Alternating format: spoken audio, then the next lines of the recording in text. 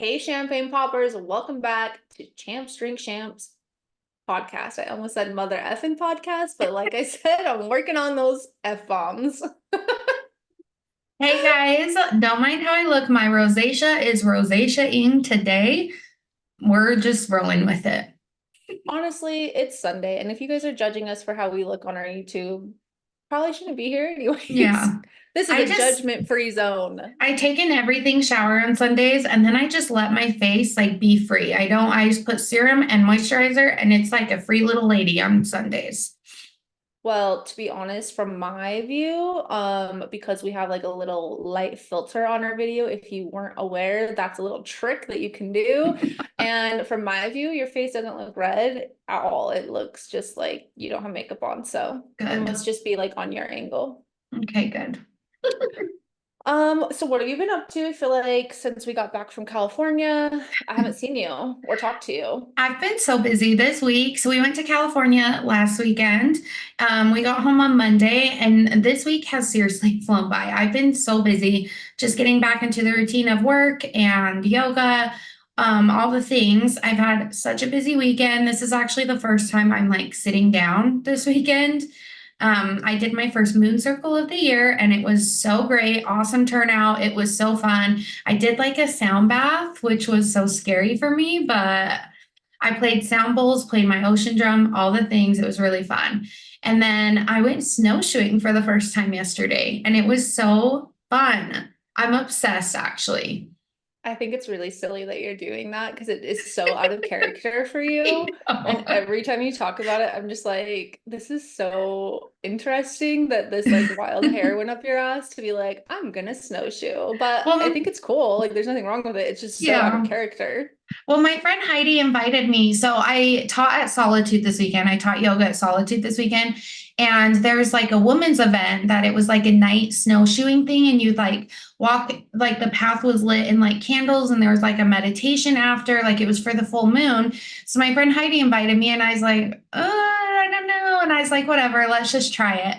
And it was seriously so fun. I cannot even believe how much I love snowshoeing. Like it is so fun. How far did you have to snowshoe? It was probably about 2 miles. Like So, 2 miles in or just like 2 miles total? so at Solitude, it's like a loop. So it like Oh, okay. starts at their Nordic Center and it goes like up through the trees, up the mountain a little, and then you loop back to the Nordic Center. So the total was probably about 2 miles. For those of you that don't know, Solitude is a ski resort here Oh in yeah. Utah. So when she references that, it's not like a yoga studio, it's a ski resort. Yeah, I should probably throw that in. It's a beautiful ski Um, resort. So I would be really scared to be hiking around in the mountains, honestly, at nighttime. Like for some reason, I have a big fear about like that's when you just get eaten by animals for sure. so it was Or right up fall or by fall in a hole and like freeze to death. Yeah. It was right up by the Brighton Ski Resort, and they do night boarding and night skiing. So there's a ton of people on the mountain. So I think that animals just kind of stay away because there's a lot of people. But yeah, it That's was good. sketchy in some few areas. It was pretty dark, but it was really fun. That's cool. My life this week has been a bit strange also. I feel like when you come back from vacation on like a weekday, it can be very confusing because then you like just jump into the workday the next day and you're like, what the heck is going on? But I feel like overall it was pretty chill. I did my normal like mom work life duties. My niece was up here for high school state cheer. And that was fun, but it's also so Henley's in competitive cheer, and the difference between high school cheerleading and competitive cheerleading is like night and day. It's super boring. It's like you can't really like you don't get to have like cowbells and like the super amped up cheer environment. Like Henley's cheer competitions, like people are pounding mats, like going balls deep in like the cheer world, and it's super fun and energetic. And the high school one is like going to a dance competition for high school, which is like the only thing I can compare it to that was similar, whereas like you just sit there all day and like different schools go on and their routines are like meh and like cheering ish while it's happening. And then it's like, oh my God, it was like 4 hours of Oh, this. So that was not great for me. Wally and I are still heavily invested in watching Yellowstone. I don't know if I've mentioned that, but like we finally started it. It's so good. I'm so obsessed. I don't have like the obsession that a lot of people have where they're like, oh my God, Rip is amazing. He's so sexy. Like Rip can do me all night long. Beth this, I need a Beth Dutton sweater. Like I am not into Yellowstone to that level. If you That showed I'm up in a Beth Dutton sweater, I would probably not talk to you. it would be very out of character for me to do that for anything, really, if I think about it. Yeah, Like I think our podcast sweater is like the most branded thing I've ever like done. yeah, Um, but yeah, you won't see me doing that, but it's a good show. I really like it. A bit much sometimes, but it's fine. Other than that, Henley had a cheer competition. I went to that all day yesterday, and yeah, I'm just living the regular dream over here. yeah. We did have a great time in California. It was actually, I think, one of our funnest trips ever to California. We went to an amazing crystal shop, met the coolest guy. Oh The yeah. Henley and Lois's daughter loved their crystals, and I just love that these little girls have these cool things happening in their lives. Yeah, the crystal shop was super cool. I forever will go back there every time we go. We also had literally the best steak I've ever had in my life. We Ever. spent a lot of money on tequila. I also threw up on tequila, which is like so out of character for me. I'm still unsure like how we got to that point. And it wasn't necessarily that I was so drunk because like I survived a whole car ride and everything.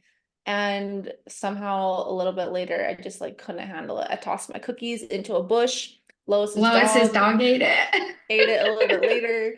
But after I threw up, it was fine. It's like I just don't throw up. So that was so interesting. But we drank a lot of champagne on the actually not a lot of champagne. It felt like a lot of champagne, but it was because we had two margaritas before we got to the beach, and that is why we didn't drink as much champagne.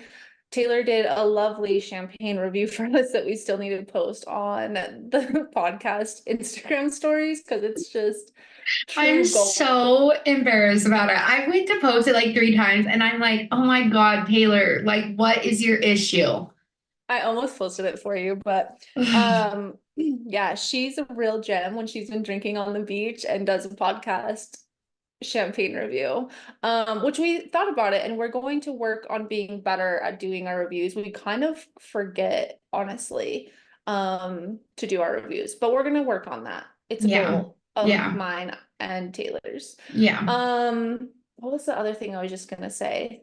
It had something to, oh, it had, this is what I was gonna say about California. I spent so much money on tequila yeah. and food. And I'm really trying to pretend that it didn't happen, but it Same. happened. Um, and I'm hopeful that next time I go to California, I can rein it in a little bit. I actually, it's required at this point. That did not align We, with my financial goals. yeah, we bought like the nice bottle of tequila, like the really expensive one. I don't even really know why. But we did, I and did that not was consent fun. to this, by the way. I realized this. I did not consent to officially going and purchasing it. And that was the decision made for me. And I'm a bit sad about that. I don't know. I don't know. It was delicious. It truly was delicious. It is a very good tequila. When you split it with people, the price really, it would be like buying a bottle of tequila, Yeah. but like you only paid for a third of it. Yeah. Yeah. But yes.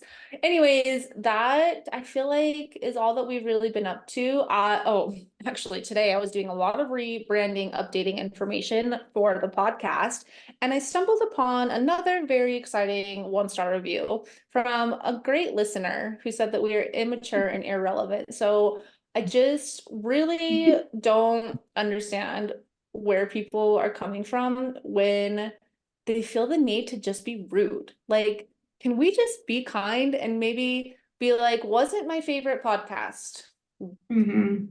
immature and irrelevant that we talk about regular life? Maybe you don't like therapy. That's fine. Just say, wasn't for me. Okay, so today we're talking about navigating aging. And I'm very excited to talk about this topic because this is actually something that I've been wanting to talk about for a while. And I feel like people really don't talk about how difficult aging is ever. To clarify, also we're talking about adulthood. So not just Yes. aging, but also Yes. adulthood, which is like being an adult sucks. I'll just start It there. does. I don't love it. It's fine, but like it ain't that easy. No, it really isn't. And I'm like, as I get, so I'm in like such a conundrum, would maybe be the right word to use. I feel like I don't mind aging. Like my age doesn't bother me. I'll tell people my age all the time. I'm not like that person that's like, I'm going to be 24 forever. Like I don't care to say my age, but also like getting old is really hard for me to like grasp, like getting older, if that makes I sense. I would say that like in my 20s, I for sure had a huge issue with turning 30. Like I was not looking forward to it. I did not want to age. I did not want to be an old mom. I had a grandma that raised me and I was like, I'm gonna be a young mom. I'm gonna be active. Like I had like a lot of stress over not having kids young and also turning 30. Like turning 30 felt like I was going to be so old. I don't know why. And then as I started getting closer to 30, it started to get a little bit better. And then once we actually got to like our 30th, I don't know if it's just because we had a big party planned or what, but like I felt good going into 30. I do think a big aspect was that I had started to earn more money. I wasn't as scared about like, okay, if I am going to get old, I can like get Botox or I can do these things. Like I have more money for those types of things. And then also as I got closer to 30, I feel like I had this like energetic feeling where I was like, I'm going to go into my 30s without all of this bullshit and baggage I've had from 20s and my youth. Like I need to get into therapy. I need to start fixing my life. I need to start dealing with my relationship problems. Like all of these different things, I started to like really work on myself and dive into those things. And I think that helped my aging fear. Like it made it so I was like, okay, I'm actually really excited for this. And it like totally changed my mental state. I will say, if I have to tell people I'm 50, that's so cringe to me. 50, I think, is actually when life ends. I won't Oh my lie. That's where gosh. I'm at. I do not want to be 50 plus. I don't. I'm so scared. I feel like my 20s were so, I feel like your 20s in general. It's such like a time to figure things out, to be in and out of relationships, to struggle financially and all of these things. And I feel like my 20s were so hard. Like I never want to be in my 20s ever again. So I feel like when I entered into my 30s, I was like, this is a whole new life. Like, I feel so excited about this. And as I get older, it just feels like exciting because it's like I'm becoming more stable. I'm becoming more financially stable. I can do more things. Like that aspect is exciting. But then there's also that part of me that's like, oh, I'm going to be 34 this year and I still don't have kids. Like that biological clock is tick, tick, ticking. And I don't even feel like I want kids right now. But like, what if when I'm 40, I'm like, oh shit, why didn't I do that? You know? So that's my Yeah. problem with like entering into adulthood and aging is like the kids aspect of I feel like there's not enough time for that, if that Yeah. makes sense. I like Wally's about to get a vasectomy, which I've been comfortable with, but I think as we're getting closer to it, the more I'm like, and like those are reversible, but like the more we get close to it, the more I'm like, damn, this like really makes it so our oops baby, that if we were supposed to have a baby, it wouldn't happen. I personally, right now, and ever since I had Henley, was like, no, I don't want any more kids. Like I packed up all of her baby stuff and I was not like, oh, let's save this. I was like, who wants this? Get rid of it. We're done. And I've felt that way. I think having Jaden really helped with that. But I just met a lady last night and she was 38 when she accidentally got pregnant and she's fine. She's 50. She's got a 12-year-old and everything's easy peasy. So I don't know much about like the biological clock and all of those things because I think we're taught to fear it more than anything. And so you grow up fearing it really, really early. But I truly believe that if you're meant to have a kid, you're gonna have a kid and it will just happen, you know, like, but also I would say like for you, if you haven't had this pull to like want kids or want that life, you're probably not gonna want them as you get older. You're gonna be Yeah. like, yeah, I'm gonna be in Europe, bitches. Bye. Like if I do have kids, even if I got pregnant like in the next 6 months, everybody's kids around me are older. So I'd be like this lady with like this newborn baby with like all my friends' families' kids, like their kids are getting older and it would just be so weird to have a newborn baby in the mix. I feel. Honestly, I mean, we had a friend that just had a baby, and it is a bit strange. It adds like another level of like, oh dang, got an infant Mhm. now. But like, my kid's not going away, so that's still a thing. But now you got built-in babysitters, and that was a thing that I did not have. So Yeah, that is true. That is true. I do think though, like your 20s truly are the most messy, it feels like. When I look back, it just feels messy. You're spending like so much time in like fear of aging, fear of not having like this life in quotation marks, where it's like you feel this need to have like an expectation, like there's an expectation from society, I guess I would say, where it's like Mhm. you're supposed to have your shit together, you're supposed to be buying a house, having babies, driving the nice car, you have a good career. And I don't know where that started, that your 20s are supposed to be that way. I think it's changing now. Like I'm watching with Jaden and his era. That is not the societal expectation at all. It is not like get your shit together immediately, buy a house, get married. Maybe it's because we're not like in super like Mormon blanding, but that also Mhm. wasn't, I don't know. I think that it's something with the generation we grew up in, because I think us now, millennial parents, are telling our kids, like, actually, no, Mhm. do not go waste your money and time at school if you don't know what you're doing, and do not get into a house unless you like know what, like, all these different things. Like, we grew up where it's like career, house, kids, husband, don't do anything else besides that. And I don't see that happening right now. I also feel like your 20s, it was like the real nitty gritty. Like your finances are a mess, your friendships are a mess, your relationships are messy, your personal identity, you have no idea who you are. Mhm. Your career, I think you probably are starting to figure that out. I figured that out like pretty early, I would say. But some people don't, and that's okay. But society makes it seem like that's not okay. And I feel like there's just a lot of outside pressure of like, how am I supposed to look? How am I supposed to feel? What is my car? What, like, all of those things are like super aggressive. At least for me, that's how it was. Like, I don't know Mhm. if it is like that for Jaden, but like for me, my 20s felt like that, where it was just like the real nitty gritty and a lot of society and pressure. Yeah, I feel like for like Jaden's generation, Jaden's how old? 18. Yeah. So that generation, I feel like it's not really obtainable to have your own place, have a nice expensive car. Like things are so expensive now compared to when we were that age that I just don't think like, and I mean, they have parents like you and I who we struggled and we don't want to see our kids struggle. And we Yeah. know that they can't afford it now, like apartments are so expensive and no kid can afford that based off of what they get paid. You know what I mean? And Yeah. it's hard. I don't know. And I feel the same about 20s. They're very, and I feel bad for the kids nowadays because social media is such a big thing and they see like these influencers on TikTok and getting gifted all this stuff, having all this nice stuff. Like I know even myself, I fall into that sometimes of like, why can't I have this thing? And this 20-year-old on TikTok just makes videos getting ready and she's a millionaire. Like I don't understand how that works. You know what I mean? So I think it's just really hard with social media and seeing how people live, that stuff doesn't feel like it's in your grasp.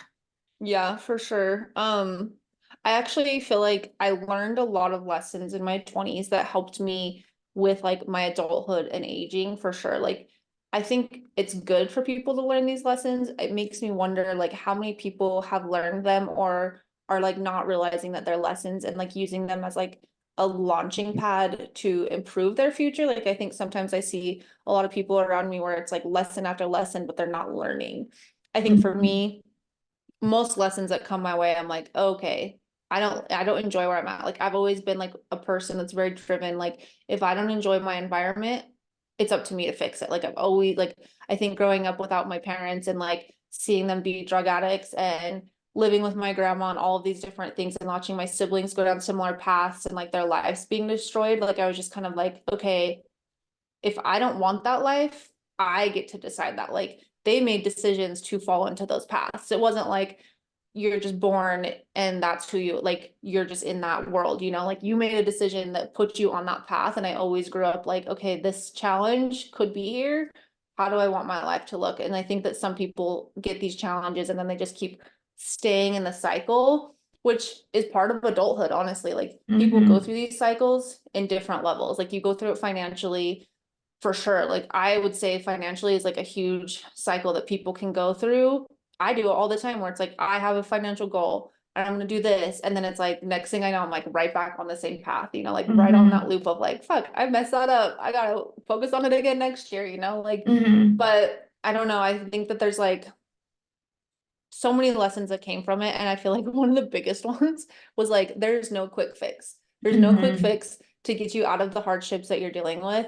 And I think adulthood is literally like a challenge after challenge. And there's not a quick fix to make you skinny. I remember like in my 20s, all the time going on Pinterest, like how to lose 10 pounds in a month. Cause I'd be like, I need to lose 10 pounds in a month. Like, how can I make this happen? And it's like, bitch, that can't happen. Like Mm-hmm. you could if you starve to death, maybe, Mm-hmm. but Mm-hmm. like it was like teas and diets and all these fads. And it's like there's no quick fix that's gonna get you your job. There's no quick fix that's gonna get you your financial success. There's no quick fix to get you a house. Like you Mm-hmm. have to put in the work. And I think that was a huge, huge lesson from my 20s. Mm-hmm. I think a big lesson for my 20s is start at the bottom. I think that this plays a lot into living in Utah because Utah is so obsessed with appearances in so many ways. But it was like Mhm. the second Tony and I got married, we bought a house a month and a half later. We were 19 and 21 years old. Like we did not know how to buy this house, how to pay for this house. And it was a pretty nice house in Daybreak. And it was like if we would have just started in an apartment and learned how to pay bills, because at that point we hadn't paid any bills. I paid my car insurance every 6 months and my cell phone bill. That was my only bills. And Tony had like a credit card that he That's paid insane. bills. That is Yeah. actually insane. And so we jumped into this mortgage and utilities and all these things that we had no idea how to pay for at all. And it was just because it's that Utah thing of like, oh, well, you have to do this and you have to look this certain way and blah blah blah. Like I wish that everybody could just understand it's okay to start at the bottom and slowly work your way up. Like you don't have to jump in and have all of these things all of a sudden. And that was a big thing that I had to learn of like, hey, you either pay your power bill this month or you get this new pair of shoes to impress who, you know? So it's just like, I don't know. It's a crazy thing.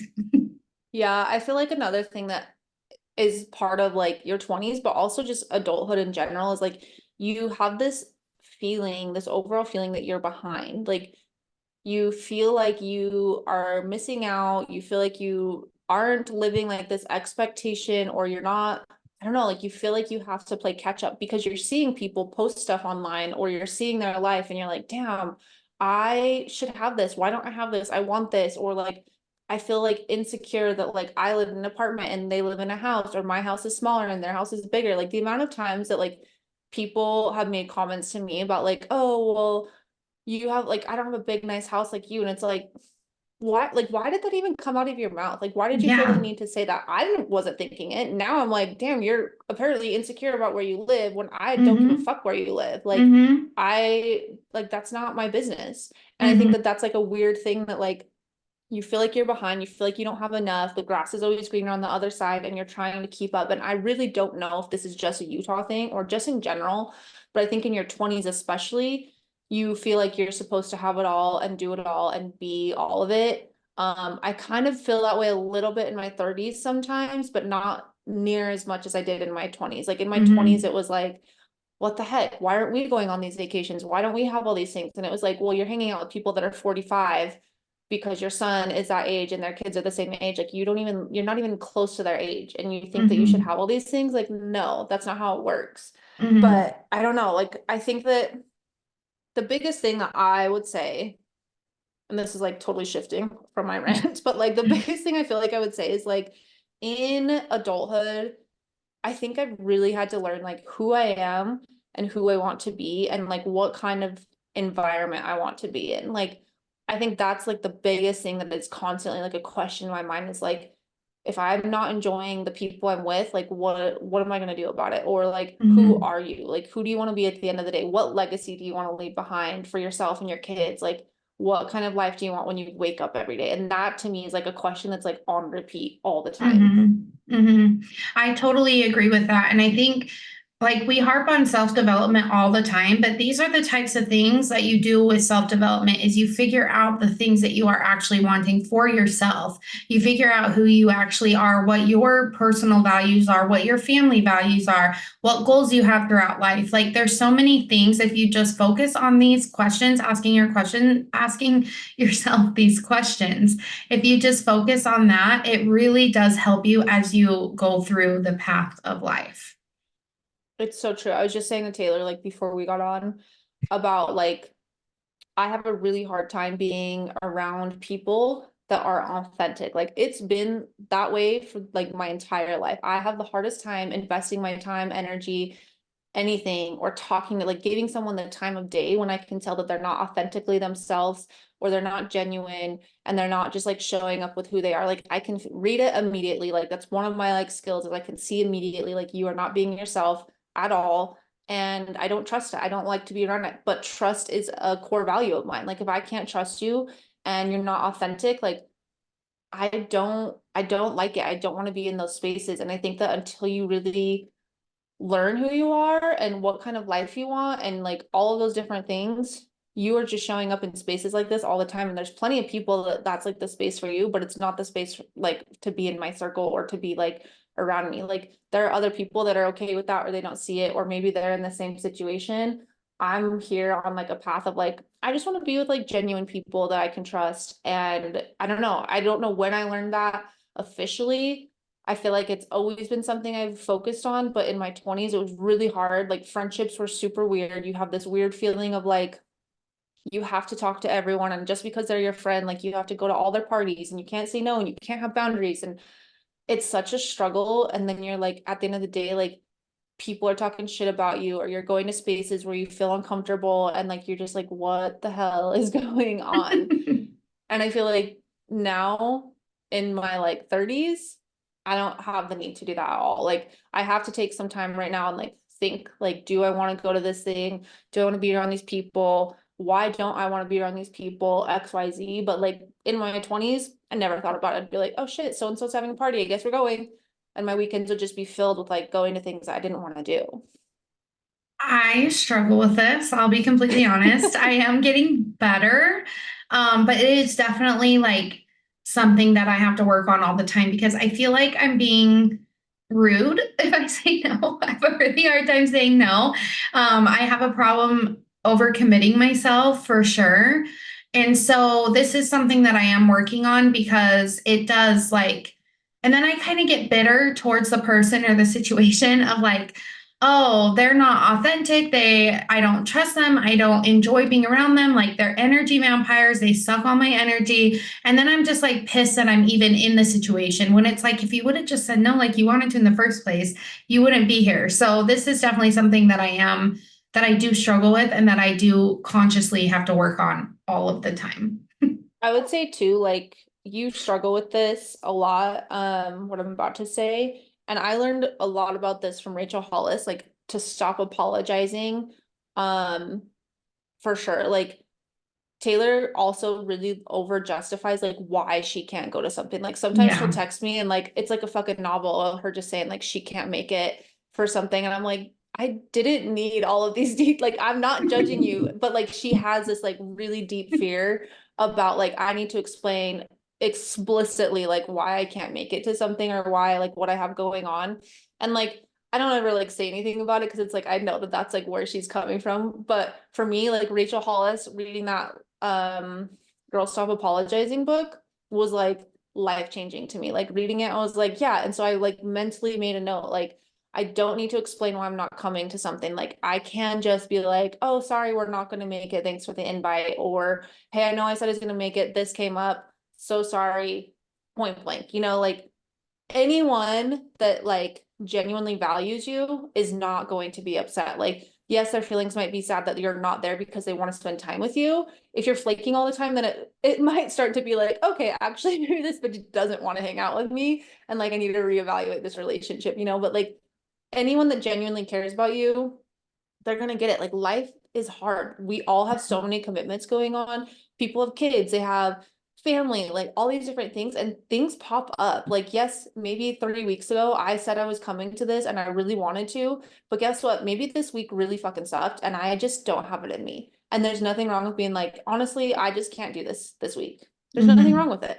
But a lot of times, like if you're in wrong relationships, like either romantically or just friendships, and you get guilted for that, or you feel like you can't do that, like that's a huge sign, like a red flag of like, I need to evaluate this situation and the relationships that I'm around, because you should never feel like you can't be like, honestly, this came up, whatever. And if people aren't understanding of that, like, I don't know, man, that's a huge thing for me, like in my adulthood, where I'm just like, if people can't respect that, like life is damn hard and so Mhm. busy and things happen, then like they're not the people I want to spend my time with. Yeah, I totally agree with that. One thing, oh wait, should we do our questions? Yeah, let's do a Maybe question. we Let should me do our pull one up. questions. I have obviously a million things I could say about this, but we had some listeners submit some questions. And I probably could just tag on to their questions. Okay. Do you want me to just pick one? Sure. Okay. Let's do, how do you battle that voice that says you should be more accomplished at your age? Hmm. Do you want to go first? I don't know. I'm trying to Um, think. okay, here's what I would say. Obviously, everyone is battling this. Everyone will go through this at different times. You'll have moments where you're like, this voice pops in your head. Like I said, when we were in our 20s, we were hanging out with people that are like 40, 45 plus. And I was just like, what the hell, babe? Like, why don't we have this? And I wish I had this and blah, blah, blah. And Wally would always be like, yeah, me too. And then I'd have to be like, okay, wait, we're 25. We're Hmm. 25. And it's like, it wouldn't make sense for us to have this unless we came from privilege, which we did not. So Hmm. I think sometimes like it's just like that moment of self-reflection that's always helped me with it, because I don't go down a spiral or like woe is me very often with these types of things. With my career, I would say it's also a bit challenging where I feel like I should be more accomplished. And I think that's just my own personal, like, I want to be more accomplished. And so sometimes it's not that anyone outside is making me feel that way. It's me internally, like, dang, I want more. Like, I'm always wanting more. I think it's just like ingrained in us to want more as human beings, to be honest. But Yeah. it's never been something that's been like a really negative space for me. But I know some people where it's like they really have a hard time with like feeling like they should be more accomplished and they should have more in their savings account and they should have this and they should do that and they need to like live a super, I don't even know what word I would give it, life. And they like are really negative about it. But I've Hmm. never personally like struggled on the negative side to a certain Hmm. extent. I think I would say, um, gosh, what would I say? I just had in my mind what I was going to say. I lost it. Oh, I think focus on what you have accomplished throughout the month or throughout the week or whatever you may need. With my moon circle on Friday, one of the journal prompts was write down within this past year things that you're proud of that you have accomplished. And I noticed some ladies, it took them a minute to like even start writing anything, and they would just like sit there with like their pen to their paper and not write anything. And I think that that's because we are always chasing the more, that we don't stop and reflect and be like, wow, look at all of this that I have accomplished. So I think that that would be a big thing, is focus on the things that you have already accomplished or that you're in the process of accomplishing, and surround yourself with people who do build you up. Don't surround yourself with people who are like, oh, you should be doing this better or whatever. Like, surround yourself with people who are also striving to be better and who also build you up and make you feel good for the things that you are already doing. Yeah, I agree with that. I'd also say too, like, accomplishments don't have to be these big milestones. Mm-mm. Accomplishments are can be so many different things. Like every single human being is different. We all come from different walks of life. We all come from different childhoods and upbringings. And like your accomplishments don't have to be these big milestones. And I think that that's a huge thing that people forget. Like your milestone could be like a milestone for me today is that I finally sat down and took time to do a bunch of shit I needed to do for the podcast. That's an accomplishment and I'm super pumped that I did it. Mm-hmm. Like it doesn't have to be that you bought the house or that you Yeah. got the promotion or that you lost 10 pounds. Like your accomplishments can be and are so small. You just have to like think about the positives, and it's really a mindset thing for sure. Like if you Mm-hmm. sit in the suck, you will be in the suck. Like Yep. it's true to the dying day. Like Mm-hmm. it's just a mindset thing, really. And again, remember your accomplishments aren't these big, they can be, Yeah. and they will Yeah, of be at some course. point, but like I've there's small accomplishments too. Yeah. Like one of my accomplishments in the past probably month to month and a half, maybe 2 months, is I've been working out in the morning and I've been having that on my goal list for years. And finally, one day I just started waking up early and was like, I'm going to start working out in the morning. And I'm so happy that I've started doing that. There are still for sure some mornings that are hard that I don't get the workout done in the morning and I do have to do it in the afternoon or the night. But like that's a big accomplishment to me. Your accomplishment can be, oh, I drank more water today than I usually do, or I chose a salad over a hamburger. Like it could be something as small as that, that's like, damn, that's a really good accomplishment. Like, good job, me. Mm-hmm. So I think that that is also very important to focus on, is they don't have to be these giant accomplishments. I totally agree. Ooh, let's talk about this one. How your body changes through the process of aging.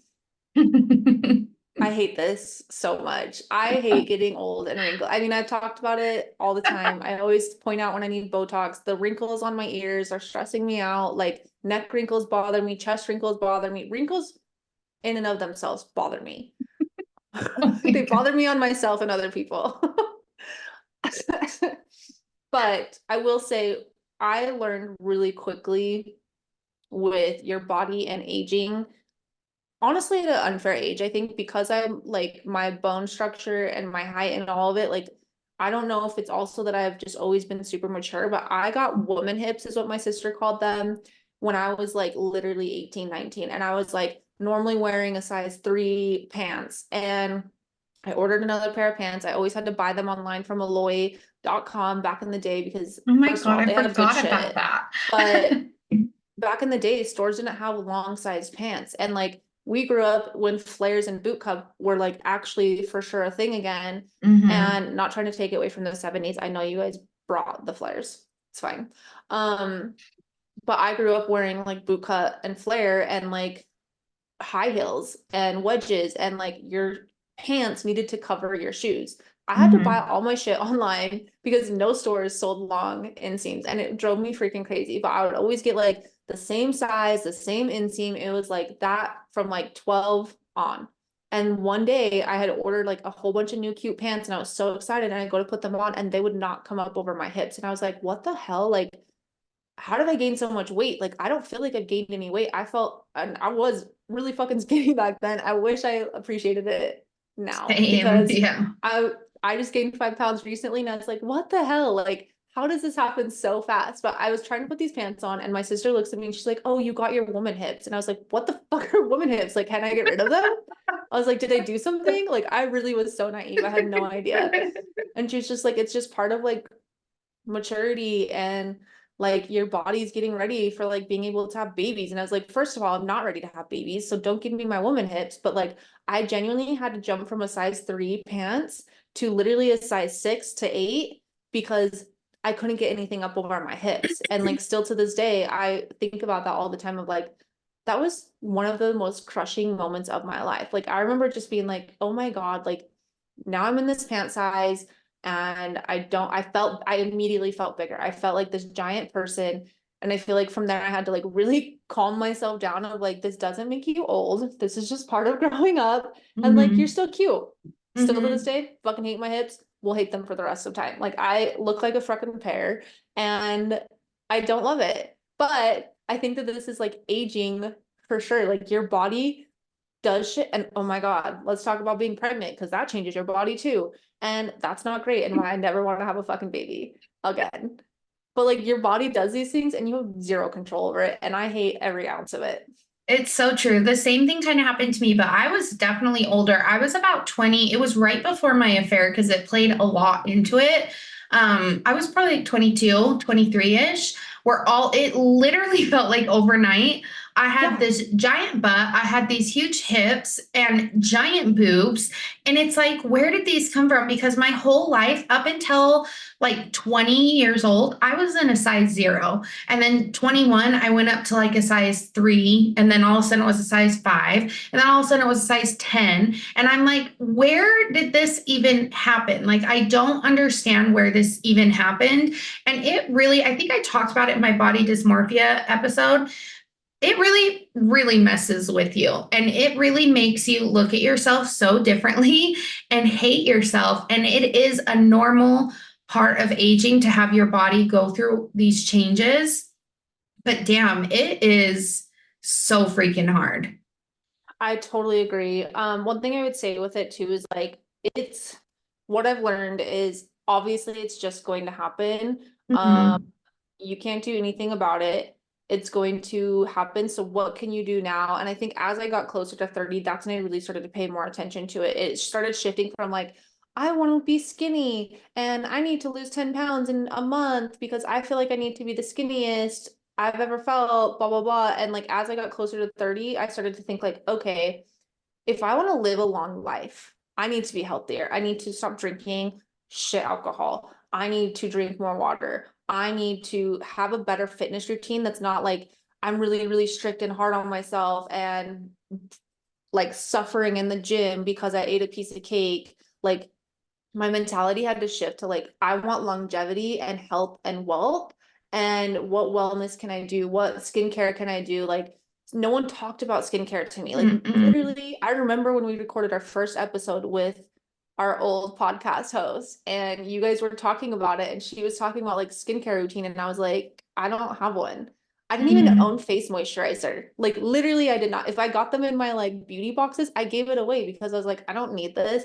I never felt the need to do those things because no one talked to me about them and I didn't understand it. Same with SPF. Like, I think the more you can do to protect yourself and to make yourself a healthier person, the more aging becomes like not as hard and not as like ugly as it Mhm. truly is. And I think just also like knowing that your body is going to change, like your body's going to randomly ache sometimes, and you're going to have no idea why. Hangovers as you get older, they are going to last a long time. You may be puking up tequila in a bush. You may be on the couch for a few days. Like, if I have a hangover, it lasts for like a day and a half when I used to bounce back after an hour. Like, there's just certain things that you cannot control that are going to happen as you get older, and you just have to come to a point that you just accept it for what it is. Yeah. Except that you're going to age. Do what you can to age gracefully Mhm. so that Mhm. you don't have like hard feelings toward yourself because Mhm. it like the games we play with ourselves and like the things we say to ourselves in our brains, like they're not nice. Yeah. Like they're not good. And the more that you don't love how you're aging, the worse you're going to be on yourself. Like you will be rude to yourself. And like Mhm. that's the worst thing we can do. And I think another important thing that I want to point out is something that I'm really like working on through therapy is allow yourself that grief. Like, if you have, like, I found a gray hair a few months ago and I was so distraught about it. Like, I genuinely believed I would not get gray hair. And I don't know why I believe that. And even when I told my mom, she was like, I got my first gray hair at like 24. Like, you're fine, you're old. And I like, I'm so upset about this. And like Tony was laughing, like it was a whole situation.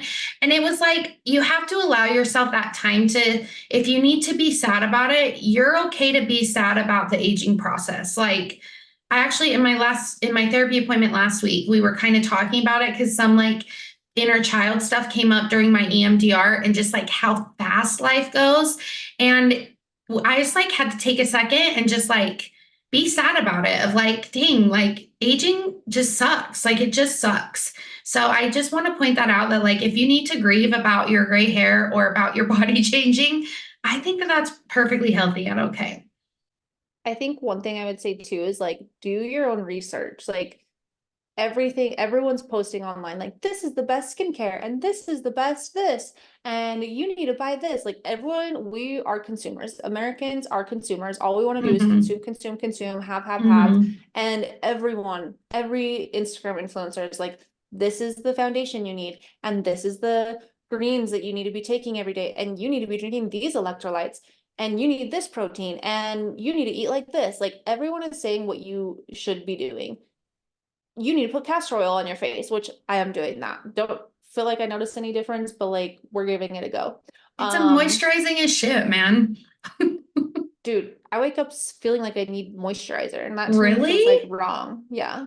I'm going to throw this question in because we're answering it without asking the question. So, aging without Botox slash filler tips. So, we're kind of in the process of answering this right now. Yeah. So, yeah, the castor oil, I'm obsessed with castor oil on my face, but I think it's because maybe it's your skin type because my skin Yeah. type is so dry that I like it just really moisturizes me. And I love that so much. I'm obsessed with castor oil.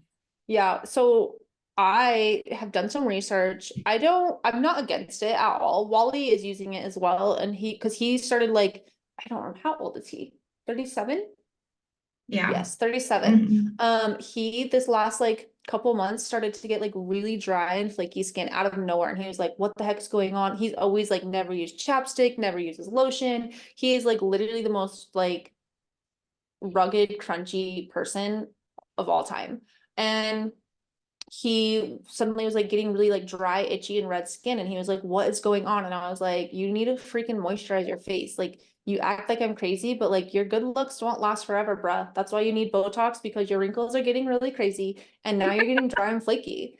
And he started using castor oil. And if he doesn't use it like every 2 days, I think he should use it way more than that. His Mhm. face, like it goes right back to that. And he's just like, oh my gosh, like I need this in my life. And I'm like, okay, that's great for you. Love that. Mhm. But I think you need to do research. Like there's so many people that say like, don't put this in your body, put this in your body, buy this, do this. Like figure out what kind of body you have, what kind of skin you Mhm. have. Are you oily? Are you dry? Like all these things. Like we just were consuming like the freaking apricot scrub. Remember the St. Ives Yeah. apricot scrub? Like God, that, yeah. everyone was like, you have to have this scrub. Cosmopolitan was like, this is the best scrub. That shit did not go well on my face. Like, Nobody's there's so many face. products. There's Yeah. so many products out there. Like, do your research and figure out like what works for you. And if it's working for you, Mhm. then own it. Don't be like insecure that you're not buying those things or that other people are doing something else. If you don't want to do Botox, figure out what other things you can do. Like, there's moisturizers that still tighten your skin and help with your collagen. Like, there's so many things that are out there, but like you gotta research it. Don't just be Mhm. like, oh, well, I can't afford Botox, so I want to do nothing. Mhm. And I would say, cut out as much chemicals as you can. I think that chemicals do age you a lot, especially when it comes to skincare. And if you're not doing any sort of skincare, you need to be doing skincare. Like it is what Yeah. it is. When you were 21, you could get away with not washing your face. That's fine. But like when you get into your 30s and above, you need to be having some sort of a skincare regimen. But do things as natural as possible. The world is really shifting to be more natural, and I think that that's great because really there's so much science backing up the chemicals that were in things that we've been using our whole life that really like mess with your pH levels, it messes with your hormones, all of that. So there's plenty of natural options that can be used for all skin types. And like remember like what you're putting in your body has to come out somewhere. Like, Mhm. oh, I don't know What the what heck? I don't know what that was if you're watching this on YouTube, but what you put in comes out. So like drink a lot of water, like get healthy, do things that are like good for you, and Mhm. you'll age so much better. Like it's just the facts. There is so much science that says water and eating healthy, nutritious foods help your skin and your aging process so much. Water, if you are having skin problems and you don't drink water, my skin, night and day difference from when I started drinking a lot of water from when I did it. Like, and not just the skin on my face, the skin on my whole body, completely different with just staying hydrated. Yeah, for sure. Also with like Botox and filler, like I am not judging anyone for doing it. I obviously do it. I think when you get too crazy, that's a bit extreme and you don't look your best. But if that works for you and you feel great with yourself, like love that for you. I will say we don't really know what the long-term effects are going to be with these things, and sometimes I Mhm. worry about that.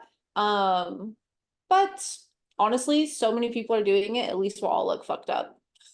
And honestly, Botox has been, my face is breaking out in such bad rosacea right now because I'm coming up on needing a Botox appointment.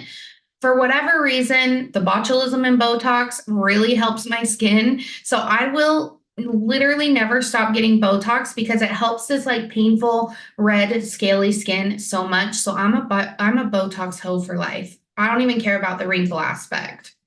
Yeah, and like I mean, look at it. Like look at all the people that were getting boob jobs and like now they're like realizing all these like terrible things that were happening in their bodies. I really truly hope and pray that that doesn't happen to me with Botox and filler, but Mhm. I'm here to tell you that I can't handle wrinkles, and if I can avoid them, I will forever. And if one day this becomes a thing where it's like, oh my gosh, my body's like dying because of them, then I'll hopefully figure it out by then. At least you'll be wrinkle free. At least I've been preventing wrinkles for a very long time. Like the sooner you start with Botox and filler and like prevent those fine lines from like really getting ingrained, the better it's going to be. So at some point when I'm older and I do decide to stop, if I decide to stop, like I don't think my wrinkles will be as bad. And I'm okay with that. Yeah, yeah. I don't think I have anything else to say about that. So let's ask another question. Um, let's see. How how it is so hard to see your loved ones get older. Um, I don't really feel this way. I only feel it for my grandma a little bit, but I don't feel this way the way that you do.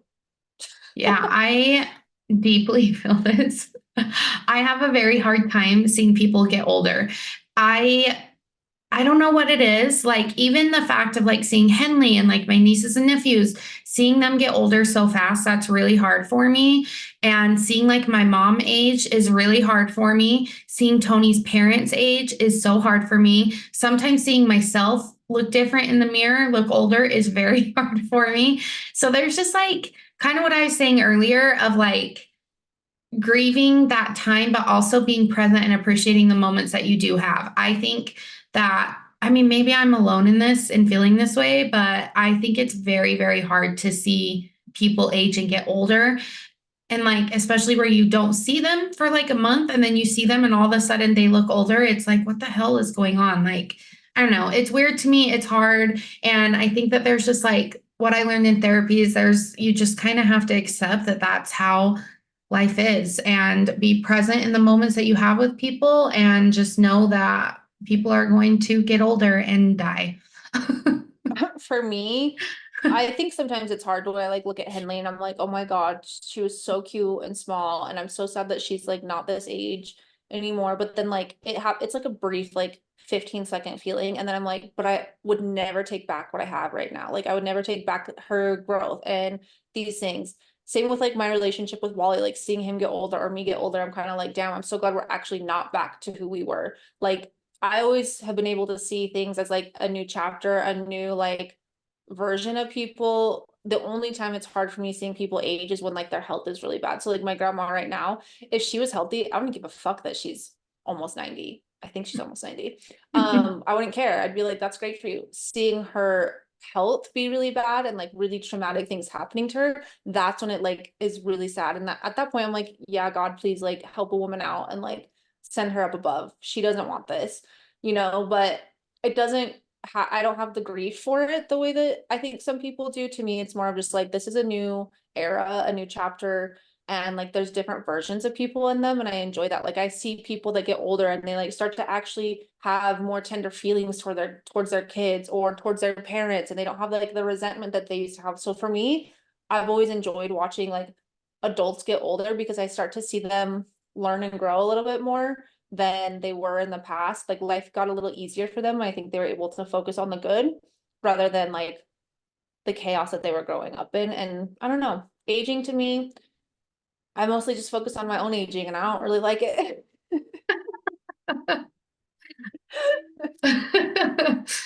Okay, so next one, what are some financial milestones that you've had through adulthood? Um, I don't know if mine are regular, but I would feel like buying a house, two houses now. I feel like those are huge financial milestones that I was able to have. Learning how to actually save money has been good. And also a milestone I would say is like living within your means. I think that's something that a lot of people and especially adults struggle with is living within their means because society doesn't want you to live within your means. Like watching people online doesn't want you to live within your means. Amazon and being able to shop and credit cards, all of those are not helping that, but like really just being true to myself and the kind of life I want and not wanting to be in debt, like living within my means has been like one of the coolest milestones I've ever had. And I think it started early. Like I've always been really responsible with money. I don't know, I'm just basically a really responsible lady all I the time. It am sucks. I was not responsible with money growing up my whole life until recently. So my biggest financial accomplishments were A, getting my own credit card. And I guess I should give the preface that Tony and I have had the same bank account, minus the year and a half, 2 years that we were separated and had our own. We've had the same bank account since I was 17 and a half years old. And he's always made more money than me. So like I've always felt comfortable doing the bare minimum because he always like picked up the slack. So everything that I had was in his name with me. It was in both of our names, or it would be just in his name, and I'd be like the other person, like whatever. So having my very own credit card in my very own name without needing his income was a huge, the probably the top tier. Like that's kind of what started all my financial accomplishments is that I got an Amex by myself, and I was like, holy shit, this is so badass. Second thing was my Prius. I have never been able to buy a car just by myself based off of my income.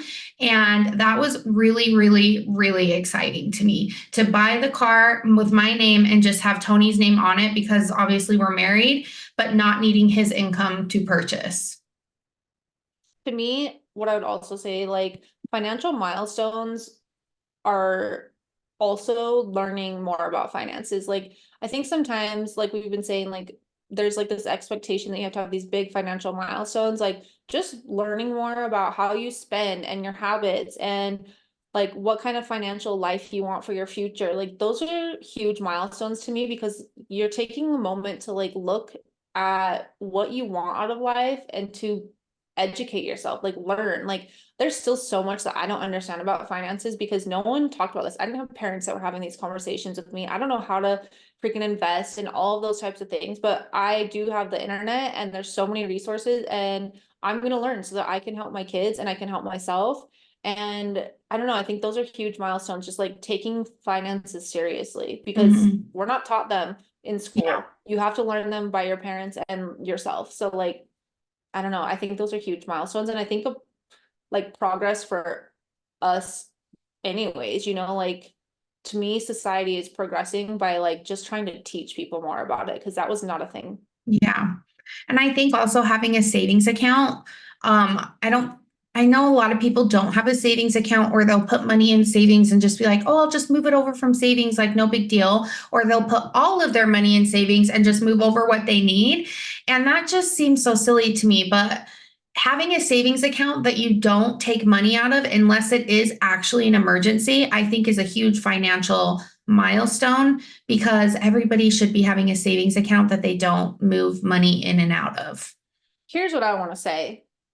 You don't have to fucking have money in savings. Like, I think that so many people are so stressed that they don't have money in savings. Wally goes down this rabbit hole all the time. You should, yes. If you have the ability to put money away, even if it's just a little bit, yes, you should. But if it makes it so that you're using a credit card instead because you're putting your money in savings, you need to just take a look at your finances. Like if you don't have the money to save, that's okay. Figure out what you can do so that you can start getting to that point. But there's like this weird stigma that we have to have all of this money in savings. And oh my God, if you don't have this, like you're a fucking financial failure. And it pisses me off. Clearly, You you know can tell what because I'm that's dropping the F from? bomb. What that is, I think it's Dave Ramsey. And it was like He's something, toxic. Yeah, something that I think our parents learn and they pass on to us is that you have to have like 6 months of savings in your savings account in case like you lose a job or something. I can't remember the exact numbers, but I swear I heard that all the time growing up from my grandma, from my mom, from my uncle. Like you have to have X amount in savings or you're not okay. And it's like, what if I just want to have $500 in savings in case I get in a car accident and that's my deductible for my insurance? Like, that's fine in my opinion. So, yeah, I think that that is like something that we were taught at some point that we think we have to have this imaginary number in our savings account when we don't. I think people have been taught and are still telling themselves that if you don't have X number in your bank account, you're not successful and you're not safe and all of these crazy things. And I'm sorry, if you lost your job, you would probably go get a new job. There are so many jobs out there, and maybe you'd have to work a job that you don't want to work, and maybe you'd have to work two or three. But guess what? We have learned to figure it the fuck out. And having an X number in your bank account does not make you successful. You might have enough money in your bank account, but you are missing out on life, and you're probably a grumpy cat. And I get so pissed that people like focus on it so much, and it's like you're actually kind of miserable as a person, so maybe you should find some more fucking joy in your life instead of putting money in your fat bank account. Go have fun because you're not that fun. It makes me absolutely crazy. Oh my gosh. It doesn't make you like that doesn't equal ultimate success. Being a good person, being kind, having fun, enjoying your life, having good relationships, that makes you successful. That makes you rich. I do agree with that. That is a very rich life, I would say. I did want to touch on, but we're like basically running out of time. I did want to touch on relationships, but I actually want to do a podcast episode on that. So I'm going to skip it. But one thing I would say with adulthood is relationships are really hard, even in your 20s, even in your 30s, even in your 40s, even in your 50s and beyond, even though life ends after 50. I think relationships are always going to be hard. And I want to have a deep, dark conversation about relationships because they're intense. But Yeah. I think that's a huge part of adulthood. And I'm sorry we didn't touch on it a little bit more. We do talk about toxic relationships and friendships and like the people around you a lot. But stay tuned because we will for sure have this episode because I was thinking the other day, I really want to talk about like the hardships of like marriage and friendships and like all of those, like every ounce of relationships because marriage is freaking hard. Relationships are hard and that's adulthood. Yeah. Yeah. So we will definitely touch on that on a future episode. Yarp. Should we do an asking for a friend? Mhm. Do you want to choose it or do you want me to? If you have it up, you can choose it. Okay. Let's do, why do I feel uncomfortable with talking about money with people? This one is so interesting to me too. I have no problem with this. I think maybe it's how we grew up. I think in your professions, you're usually like told like don't tell people how much you make. Like this is not public knowledge that you make this much money. And like back in the day, parent like I don't have parents per se, but like they were like also not telling each other how much they made. It's a competition thing. It was an uncomfortable thing, an ego thing. These are all just like my outside perceptions, obviously, because that's the state I'm in. I didn't go through this personally, but that's what it feels like to me. It's like it's an ego thing, an insecurity thing, a hush hush thing, because people are judging you based off of like what you make. To me, the more you talk about finances, the more you're going to learn, and the more that you're going to be like, damn, I should be asking for more money. If we're not helping people reach the top and helping them learn, like, what are we doing? I'm all about sharing resources, sharing information, and again, being genuine and authentic. And if you're like, oh, I don't feel comfortable saying that, that's really freaking weird to me. And I kind of don't trust you. I don't know Yeah, why. I agree with that. And I've tried to like pinpoint why sometimes it makes me uncomfortable to talk about money. And I don't really have a reason. I think it's just like an ingrained thing of like, I don't even know what, but I definitely am trying to get past that of like, it's okay to say how much you make. It's okay to say like, oh, I don't have money to do this weekend or whatever. I think that it definitely does need to be something that is talked about between friend groups and people more. But I don't know. I don't have an answer for why people are uncomfortable because I find myself in that same position occasionally and I don't have a reason for it. I think it's just like an ingrained thing that was somehow put in our brains that we just grew up thinking not to talk about money. What I can say is employers definitely don't want their employees talking about how much they make. They never want you sharing with your coworkers how much you make because they're secretly screwing everyone over all the freaking time. Trust me, been there, watched it. I was in charge of these things, and it's freaking sad when you are working in it and you see how one person's getting paid this and one person's getting paid this, or you question, why are you willing to pay this man this, but this girl only this? And the reasons, they don't really have a reason to justify it. They just want to pay men more. And that's literally so insane to me. They'll find any excuse in the books to pay men more for sure.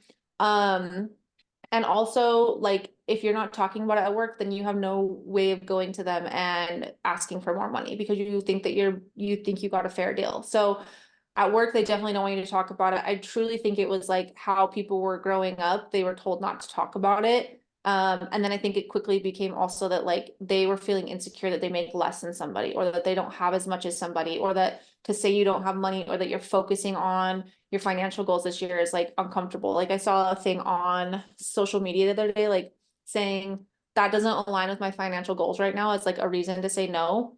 Like normalizing these things, I think is super huge. Like me telling Taylor recently that I couldn't hang out with her and go get teppanyaki, which like, damn, still really want that because it was a Same. no spend weekend. Like I was like, damn, I really hate that I just had to tell you this because I wanted to go, but like that didn't align. And so I think the more you're willing to acknowledge like what you want out of life and that it's okay, like sometimes Wally and I will like talk about this, about how people are like weird talking about it, and he's a little bit weird talking about it.